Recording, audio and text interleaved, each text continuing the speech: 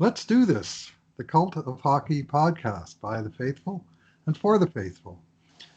I'm Bruce McCurdy of the Edmonton Journal's Cult of Hockey, and I'm here with my colleague Kurt Leavins tonight in the absence of our usual host David Staples, who's uh, pursuing other pursuits this weekend. Welcome, Kurt. Good to see you, my friend. Nice to have those 2 points in the bank, eh? Oh yes, oh yes. Very, very quiet, very sort of non-Battle of Alberta battle, wasn't it? And yet, Yeah, especially with nobody in the rink, right? And there wasn't a whole lot of juice in the game in terms of physicality and in argy bargy. Yeah, it wasn't your typical Battle of Alberta at all, was it?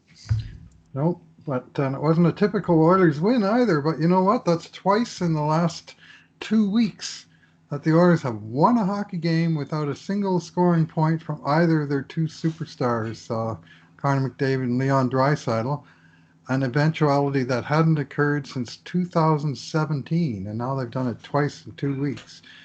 And I'm going to take that as mostly a positive thing in that the team has found ways to contribute from the depths of the lineup and win games in different ways, and just relying on the big two to rack up, multiple points each.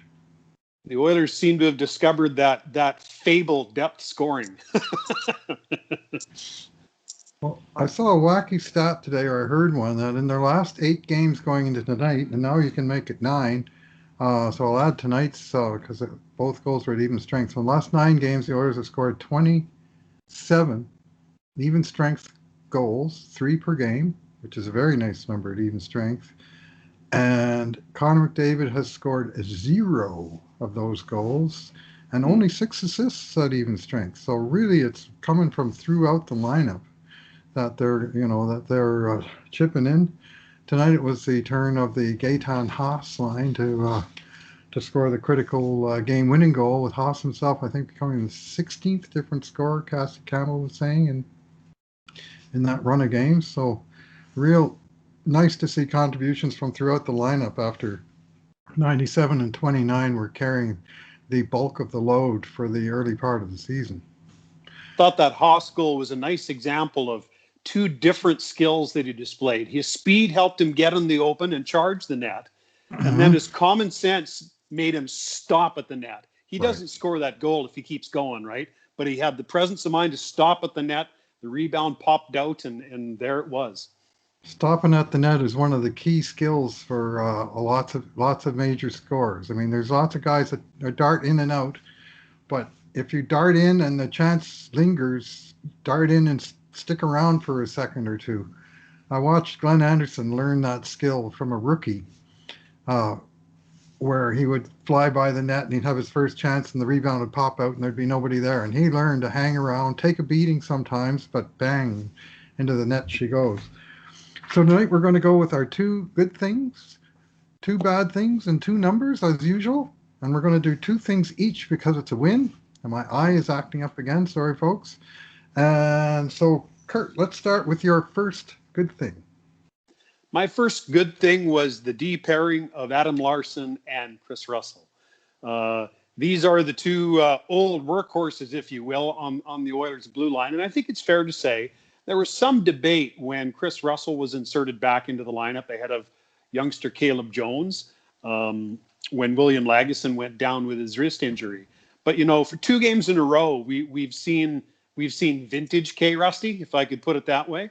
I think it's too much to ask to see Chris Russell play every game anymore at his age. I'm just not sure he has that much left in the tank. But with appropriate rest, he can still be a highly effective defender, and was tonight. And Adam Larsson, at one point partway through the game, Bruce, I remember thinking, I recognize this player. Yeah. This was the Adam Larsson that played in Edmonton like 2.5 years ago. His level of compete in the D zone, winning puck races, which he wasn't earlier on in the year, winning lots of puck battles, and just being generally smart with the puck. I thought the Oilers were very well served by that D pairing. And when you only give up that many shots to the Calgary Flames, you're doing a lot right.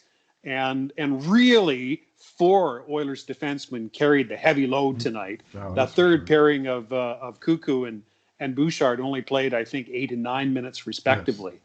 So yeah, my first good thing, the Larson-Russell pairing. It ain't fancy, folks, but when it works, it works. Yeah, 24 minutes and 10 seconds for Russell tonight. That's a big night's work for him because he plays heavy minutes. He doesn't put up the big, high numbers in the high 20s that you see from some players, but the minutes that he does put in are heavy going. And Yep. he's much more of a offensive lineman type of workload than a scat back or wide receiver. When he's in there, and he's grinding it out. He ground it out tonight, and he did move the puck well, and even rushed it up the ice a couple times. So that was nice to see. So what's your good thing, Bruce? Well, I'm going to compliment your first good thing with the other top defense pairing of Darnell Nurse and Tyson Barrie, who really majorly munched the minutes tonight. 30 minutes and 1 second for Darnell. 25 and 26 seconds for Barrie, and they're at 23 and basically 25 at even strength. 25 for Nurse, and he also took on 4 minutes on the penalty kill. Darnell. That's why the big disparity between the two of them, and uh, they. They were real solid. They did get beat on the one Calgary goal. Johnny Gaudreau really juked poor Barrie in the corner there, and he made a good pass, and Rasmus Anderson made a good shot before the other players could recover. And you could maybe find minor fault on that goal with other players, but it was basically Barrie getting beat. Yeah. They said it was because Gaudreau beat the icing, but what Gaudreau really did was cherry pick, hit the far blue line, which is why he beat the icing in the first place. But Yeah, and to whatever, he's some a good extent, player. He made it Barrie. work.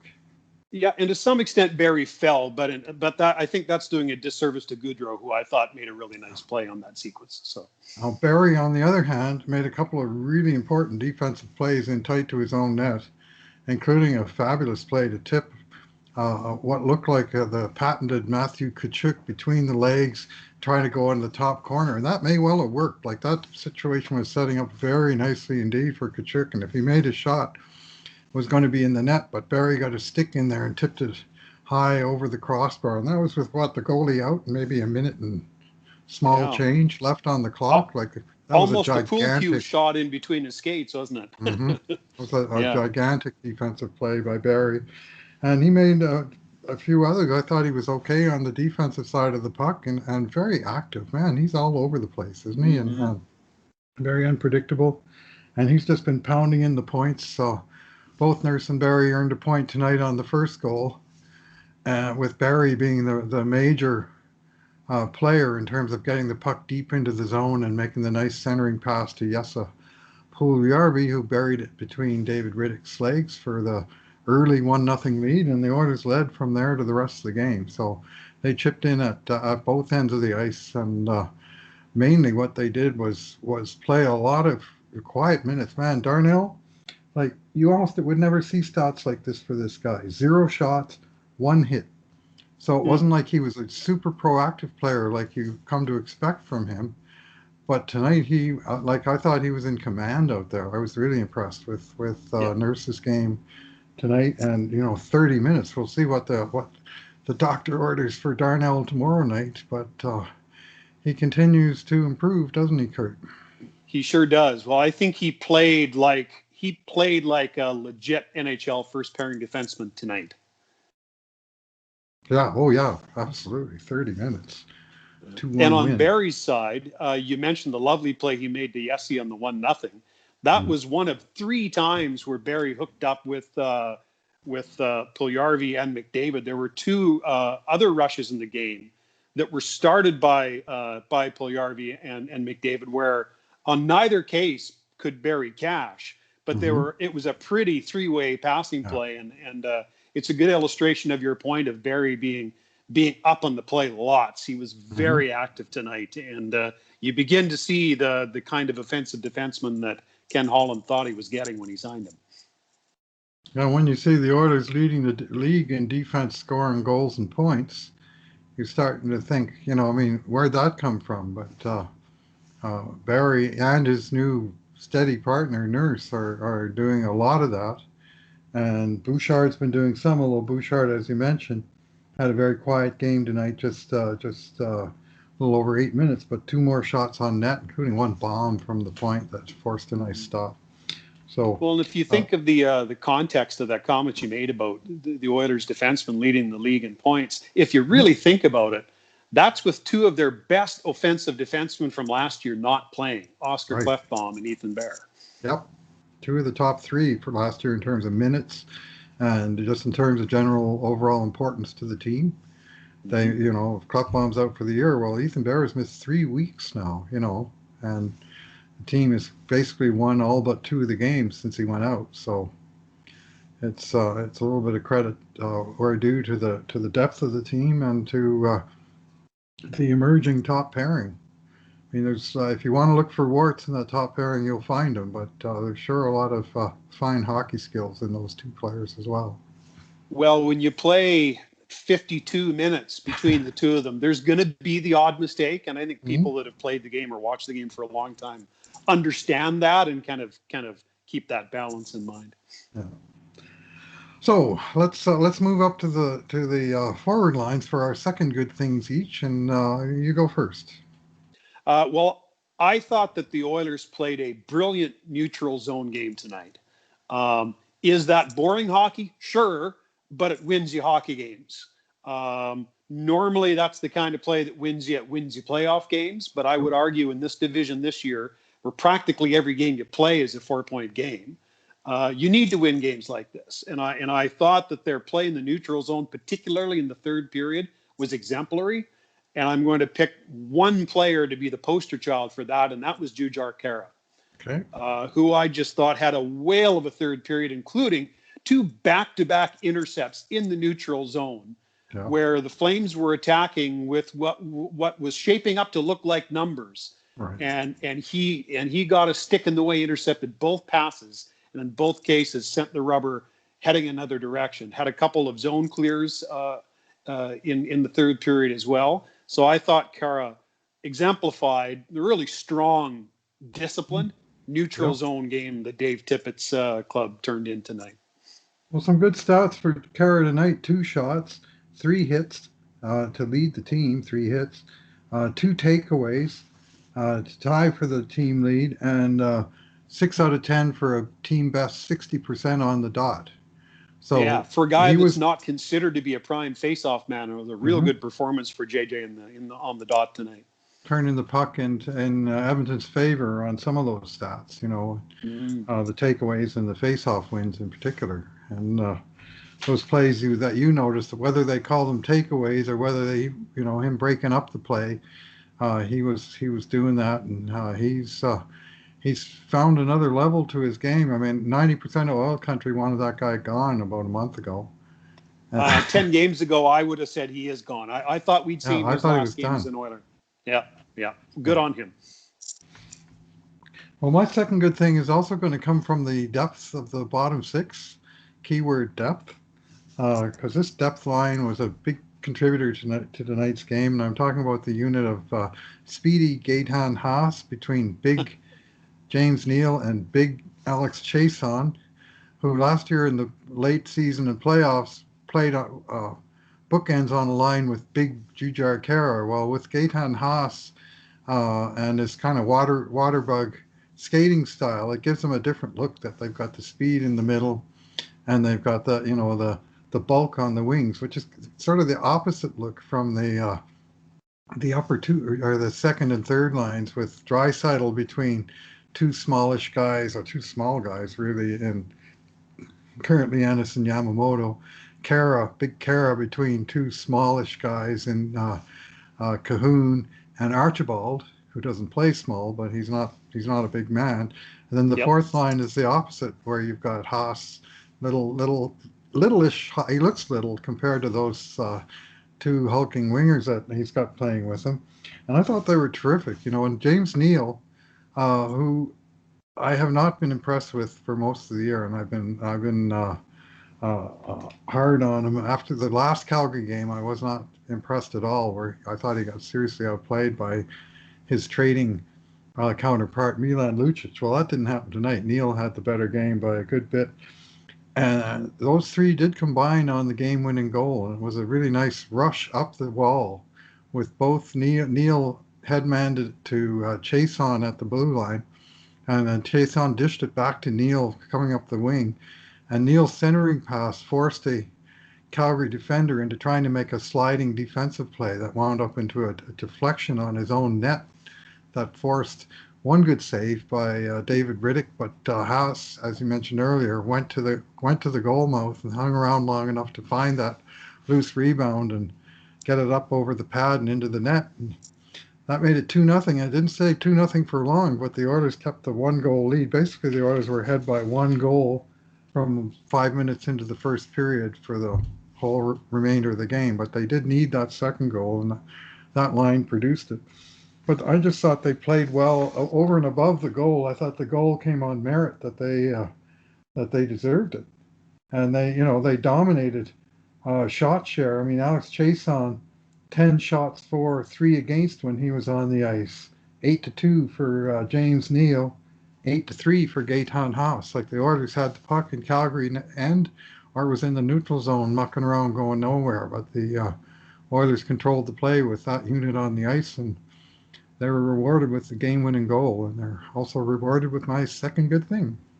Yeah, well, so, I couldn't agree with you more. I thought they were the Oilers' best line, and I had to smile because in the second intermission in the regional telecast, Flames broadcast crew, when someone suggested that the Oilers had good depth this year, Eric Francis scoffed at that. Depth? You think the Oilers have depth? Well, Eric, last I checked, the Oilers' depth line beat you tonight.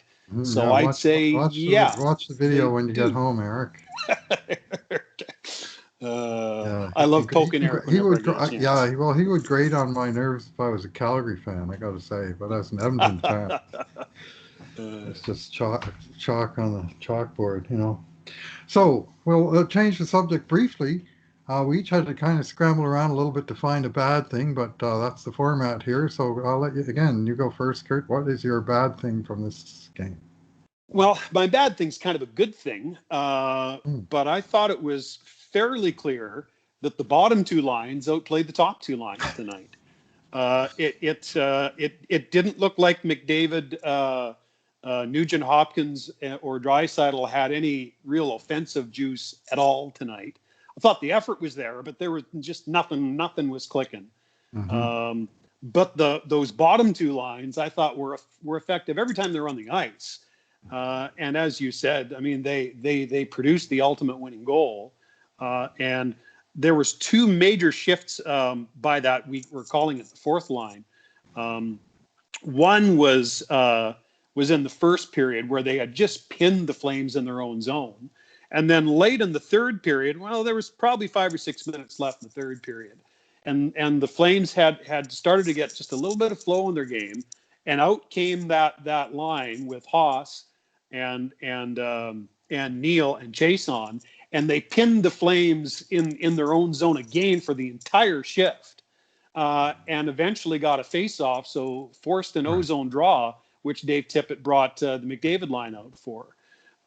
When you get that kind of performance from your bottom six, you get the eventual winning goal, and that kind of defensive play, which in this case was aggressive, an aggressive forecheck in the O-zone. You're not going to lose many games when you get that kind of performance from your bottom six. So is it a bad thing? Yeah, because I thought the top two lines were pretty quiet tonight. Normally, as you pointed out, the Oilers usually don't win when that happens. But I thought those bottom six guys really showed up tonight with their hard hats on, and as what a big reason for the 2-1 result in the end. Huge reason. Yeah, well, 2 weeks ago when the Oilers beat Ottawa 3-2 without a point from either McDavid or Draisaitl, that was the first time they won without a point from either player since 2017. A span of well over 3 years. I think it was November of 2017, and they'd gone 0-26-2, so basically 0-28 in the, only 28 games out of 280 or whatever games that were played in that time, that neither guy scored. But usually that's a recipe for defeat, period. So the very next game after that, they beat Montreal 3-0, and McDavid and Draisaitl each only got a point on the third goal in the 3-0 win. So they all basically had enough goals to win that game without the big guy scoring.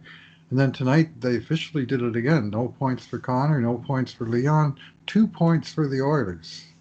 And of course, obviously that's what matters most. So I'll segue that into my bad thing, which kind of swirls around those same players that you mentioned. And I will say Ryan Nugent-Hopkins had a very strong defensive game, as Cassie Campbell, to her credit, pointed out on more than one occasion.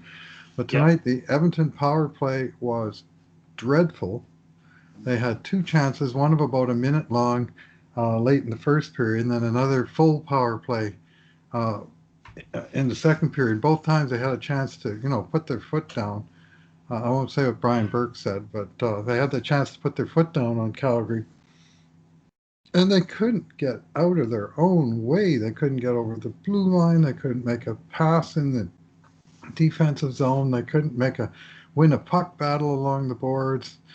And those power plays actually served to kind of kill some momentum that Edmonton had established. And just the two chances and just the probably 3 minutes or so that they had the man advantage on the game. 3 minutes and 10 seconds, but just wasted opportunities and not the sort of thing where they were generating good shots and they couldn't beat the goalie. It was that they were generating nothing, no zone time, no possession, and only the second unit of all things. The second unit actually did make one good chance very late in the power play once the first unit had gone off. But overall, that was a disappointing aspect of what tonight was very much a defensive hockey game. I wonder if Ryan Nugent-Hopkins isn't right, Bruce. Mm-hmm. I thought he played an intelligent defensive game tonight. Absolutely. I thought particularly in the third period. But you can be down a quarter two and still play a real smart, strong defensive game, especially when you're a veteran that skates pretty well like the Nuge does. But I haven't thought he's looked himself for a while. And I just wonder, we don't always know if a player is nursing something here or there. And this isn't the Nuge I'm used to seeing.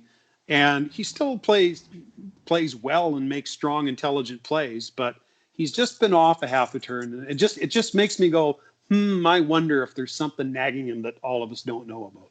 Right. Fair enough. So we'll wind things up in our usual fashion with one number or one set of numbers apiece. So again, Kurt, you take the lead. What's your number? I'll go with numbers, if that's okay. Yeah, it is. 5 and 7. That is 5 goals that Jesse Puljujarvi has now in his last 7 games. Okay. And I don't mind eating a little bit of crow here, because I really thought that Jesse had played his last game as an Oiler. When he went to Finland, I thought, well, we didn't do that very well. And as you know, I thought the player wore some of that as well. Yep. But credit to both sides, man. I mean, Ken Holland showed his experience, I thought, and paid the patience card over and over again. And to his credit, this young man, I think, has really matured and has come back driven. I see him skating in straight lines. I see him going to the net. And doing those little basic things, I think, are helping bring out his natural God-given skills. And that combination of things is all of a sudden showing us to have a power forward on Connor McDavid's right-hand side. And so, given the fact I thought he would never play another game in this jersey, to now have 5 goals in his last 7 games, and the Oilers be second in their division, and Jesse running shotgun with Connor on the top line, That is a handy development I did not see. I'm very happy to be wrong about it. And I'm very happy for Jesse because it really looks like that young man has turned things around in a major way. Yeah, well, what I see sort of at the medal level is the return of the smile and the return of the swagger Yep. to this young man's game that that had stood out from him even back when he was at the World Junior wearing a shield because he was under 18 years old and still winning the MVP, and he had this infectious beam and this confidence. And during the 3 years that he was in Edmonton, and frankly, it was a mistake to bring him over at 18. He should have spent that year in Finland instead of his 21-year-old year, and things would have been a little more orderly. But we saw that both of those things dissipating over those 3 years. And of course, he had the health issue with his hips as well. Mm-hmm. And going back to Finland, I mean, some people saw it as him quitting on the team. I mean, I don't see it that way because he didn't have a contract anymore. I mean, he played out his first contract and then, they couldn't work out a deal. And I think it was for the best. And he went back there. And by the time he came back, he's more mature. The smile was back. A little bit the swagger was back, and now we're seeing it start to blossom. He's snapping off shots, he's snapping off passes, he's getting engaged in the board battles and winning them. He's getting the puck out at his own blue line. He's doing a lot of things right. And 5-7. I mean, when you say 5-7, I'm thinking that's Oilers winning Stanley Cups, isn't it? 5 in 7 years, but yeah, 5 goals in 7 games. We'll take that. From any player. That's major league production. So, and the big swoop is that big neutral zone swoop is out of his game now. And you mentioned board battles. The one that particularly caught my eye is when Milan Lucic was cycling the puck down low in the Oilers zone, and Jesse had that check, and I thought he equaled Lucic pound for pound, and ended up winning that battle. And I thought, there is a hard-nosedness that I don't think we saw in his first stop in Edmonton. And with his size, he doesn't need to be a bruiser. But that's the sort of battle that he can win and really take advantage of his size and his breadth and his reach. So very encouraging. The other thing I want to point out before I turn it over to your number is I did have to smile, because when Jesse scored that goal, there were count them 1, 2, 3, 4 Flames standing around looking at him in the slot, and I thought, man, over the last years, how many times has a goal like that been scored on us? And how nice it was for the shoe to be on the other foot for a change. Yeah, that's for sure. So my number, well, again, I have a set of numbers like you. My numbers are 3 and 2. And this is a rather remarkable confluence of numbers. 3 is the number of shots on goal by Chris Russell, who led the Oilers with 3 shots on goal. They had 8 players with 2 each, but only K. Rusty had 3. So he led that the team. Offensive dynamo. That offensive dynamo, Chris Russell, with his 3 shots on goal. But the real key number is the 2. And that is in 18 minutes and 46 seconds that Russell was on the ice at even strength. Calgary had 2 shots. So Russell alone outshot the Flames during his nearly 1 full period of action tonight. He had 3 and they had 2. And I think we're going to have to watch a lot of more games before we ever see that happen again with that player. I mean, it might happen with another player, but wow. So credit we're due, and same with Adam Larson. And I mean, the actual shots on net with Russell on the ice, because besides his 3, the Oilers actually had 10 to just 2 for Calgary. And for this player who's consistently put up lousy possession numbers, tonight was a very major change of that aspect of his game. They had the puck in the good end of the ice, and when it was in their end, they defended their goal, and Calgary was getting nothing through. And it wasn't like they were blocking a ton of shots. Russell had 3 blocks and Larson 1. So again, you can say, well, Russell made 3 saves and Smith only had to make 2 during his time on the ice. So we'll slip in the name of Mike Smith, who we haven't even mentioned among our many good things tonight because we were impressed with the defensive effort in front of him. But the 38-year-old goalie put up another pretty strong game, allowing only one goal against on 21 shots by Calgary, and came away with the win. So I think we'll And I see a thought, flip of goalies tomorrow, but tonight he yeah, got I the think, job done. yeah, and I thought his three best saves came in succession. Hmm. It was the Kachuk attempt from the high slot. Yeah, Then after the Bouchard giveaway, it was the Bennett attempt. yeah. And then late in the third period, he stopped Lindholm on the power play.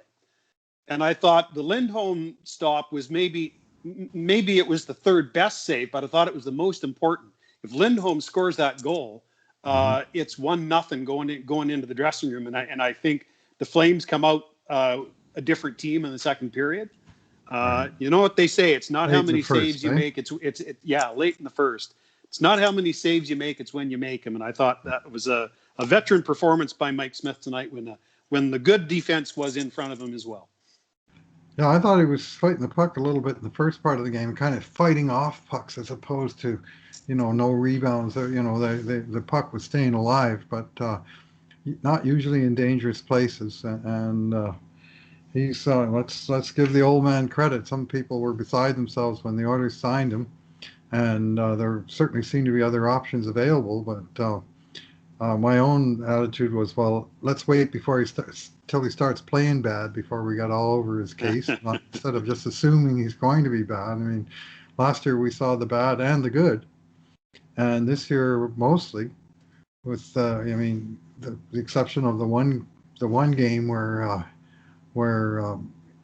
Winnipeg put four zingers by him. He's been strong, and he's started 5 out of 6 games since he came back. I wouldn't have guessed that, and won 4 of them. So credit to Mike Smith. And And when hopefully he's confident rested. like yeah, and when he's confident like this, he also really blunts the opposition dump and chase. Yeah. I mean, the Flames were trying hard to get it in behind, especially that third pair. Hmm. The Oilers tonight, they were trying to get it behind Bouchard and Cuckoo all night. But Smith knocked a lot of those down and either set them up for his D man or made a nice little outlet pass. Uh, I think a lot of people, me included, underrate that skill and how much better and how much more mobile he makes his defense. How relatively few retrievals a third pairing defense pairing has to make when you have a guy like that back there that Hmm. can handle the puck as well as he does. Yeah. Well, he's no Martin Brodeur, but who is? He's good with the puck. I mean, Brodeur was an absolute wizard uh, Mhm. at that aspect of the game. And I studied him for an entire playoff series once against Ilya Brusgalov, and it was a great learning experience. And I just counted up how many times did he handle the puck, how many times did he make a good pass, or clear the puck to a less dangerous spot, or a number of different ways of things that a goalie can do to affect the flow of a game. And Smith is good at coming out and getting the puck. If there's a single forechecker, the two defensemen peel off to the two corners, and the forechecker can pick one of them, and the puck will go to the other one, and out they walk. Yeah, because he has And an option, right? Yeah. and he also, that type of hockey saves the defenseman from getting their face smashed into the glass 1 or 2 times a game. Probably, it just puts a whole different kind of relief on the forechecking pressure that the defense might expect when their goalie starts with the puck, as opposed to it being a loose puck or them having to chase it and with a guy hot on their heels. So it's had a noticeable impact, that aspect, and so far so few terrible mistakes that turn into goals. So as long as that keeps up, I mean, the puck handling is a plus. I'm smiling because that comment comes from an old goalie, and I'm an old defenseman who's had his nose pressed up against the glass a few times in his career. So I know of which you speak. Uh-huh. Well, you probably would appreciate a goalie who would feed you the puck in the corner as opposed to yelling at you because you got smashed and turned it over behind the net. And I know I, as an old goalie, appreciate those greasy third pairing defensemen that lay their bodies on the line to clear the crease out and keep the opposing bad guys out of the blue paint. So it's kind of a symbiotic relationship. I played senior intermediate one season with Mike Blosky, who used to be the backup goaltender for the Philadelphia Flyers. Mike was an excellent goalie and a very good puck handler. And after every practice, he'd spend 20 minutes, half an hour handling the puck and rimming it off the glass. All those years later, long after he was done being a pro, he still practiced the basics every game. Wow. It's pretty cool to see. Right on. And I'm not calling you a third pairing defenseman, by the way, just so you know. Yeah, I wasn't that most nights. That's why I'm here talking with you now instead of collecting a pension. Right on. Well, I think that sums up tonight's game. We're right back at it tomorrow night. Tomorrow night I have the grades as everybody grits their teeth. But Kurt and I will be back with the podcast of tomorrow night's rematch, Calgary at Edmonton. The 9th 2-game series of the season, but the first one that features a game in each building after all these 2-game in one city set. So this is where the Battle of Alberta is a little bit more legitimate option to just switch cities and play in the other one. And that's what we'll talk about key, because with the victory tonight, our gap on Calgary's 5 points. If we can squeeze another win tomorrow, 7 points a third of the way through the season would be massive. Would be huge. All right. Well, I look forward to talking with you about that tomorrow night, Kurt. So thanks for talking with us tonight. It's always fun, Bruce. Take care and see you tomorrow. Yeah. Thanks for listening, everyone. And in the meantime and in between times, this has been another edition of the Cult of Hockey podcast.